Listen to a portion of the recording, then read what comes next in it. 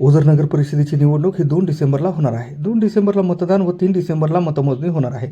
आजच सर्वोच्च न्यायालयाने दिलेल्या निकालानुसार 1 तारखेला रात्री 10 वाजेपर्यंत प्रचार करता येणार आहे. त्यामुळे सर्वच उमेदवारांना प्रचारासाठी अधिक वेळ मिळणार आहे. ओझर नगर परिषद निवडणुकीसाठी मतदारांपर्यंत पोहोचण्यासाठी सर्वच पक्ष हे आटोकाट प्रयत्न करीत आहेत. HLमधील कामगार हे देखील ओझर टाउनशिपच्या बाहेर ओझर गाव तसेच नवीन नगरांमध्ये मोठ्या प्रमाणात वास्तव्यात आहेत. त्याकरता HL कामगारांना भेटण्यासाठी माजी आमदार अनिल कदम हे त्यांच्या नेतृत्वाखाली असलेल्या ओझर नगर परिषदेच्या निवडणुकीत शिवसेना उद्धव बाळासाहेब ठाकरे पक्षाच्या उमेदवारांच्या प्रचारासाठी HL मेनगेट येथे आले होते.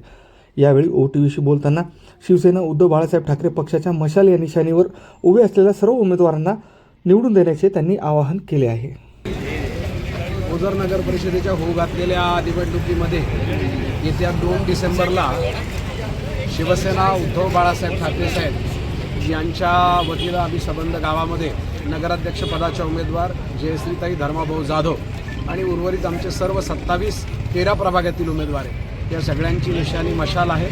माझी समस्त ओझरकरांना एक नम्र विनंती आहे की एक नवीन सुरुवात आयुष्याची मी पुन्हा एकदा आरंभ केलेला आहे आणि सगळ्या धनशक्तीच्या विरोधात जनशक्ती म्हणून या गावाला पूर्ण वेळ समर्पित करून मी माझ्या आयुष्याला नवीन आरंभ केलेला आहे. माझा पाठीशी असलेला अनुभव गावाच्या विकासासाठी, गावात अपेक्षित असलेल्या सर्व ज्या काही कामं आहेत त्याच्यासाठी मी पूर्ण वेळ समर्पित केलेला आहे. माझी पुन्हा एक बार ओझरकर समस्त नागरिक बांधव भगिनींना विनंती आहे की येत्या 2 डिसेंबरला मशालीसमोरचं बटन दाबून आमच्या 27 नगरसेवक पदाचे उमेदवार आणि आमच्या सर्वांच्या लाडक्या नगराध्यक्षपदाचे उमेदवार जयश्रीताई धर्माभाऊ जाधव यांच्या मशालीसमोर बटन दाबून सेवेची संधी द्या. निश्चित या गावाला अनुभवाच्या बळावरती एका उंचीवर नाही तेवढा शब्द मात्र ओझरकरांना मी आज देतो.